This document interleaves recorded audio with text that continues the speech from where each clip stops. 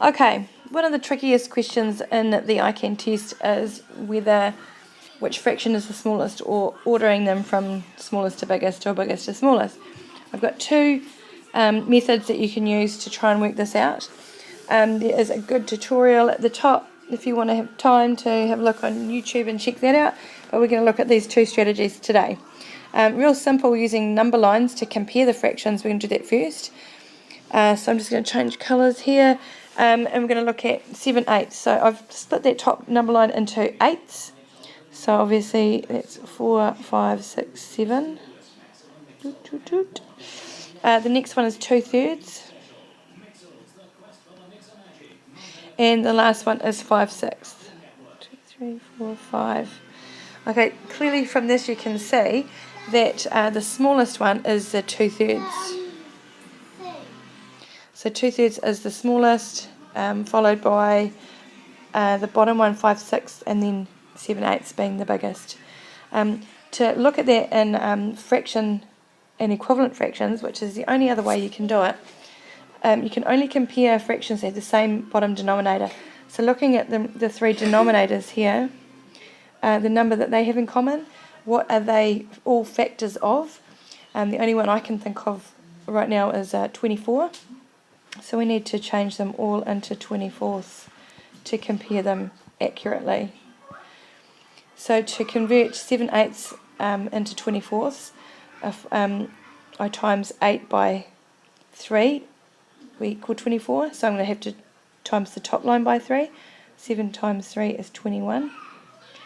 2/3. To get 3 to 24, I have to times by 8. So I have to do the same to the top line. So 2 times 8 is 16. The next one, what I have to do to change from 6 to 24, I have to times by 4. So I do the same to the top line. So 5 times 4 is 20. And you can see that the same result comes out, that that fraction is the smallest. Okay, I hope that really, really helps. There'll be another one on the next slide for you to have a go at. The easiest way to figure this out is to compare bananas and bananas, not apples and bananas. So you need to find a number that they all go into, which could be anything. Can't be, which is, I believe, 120.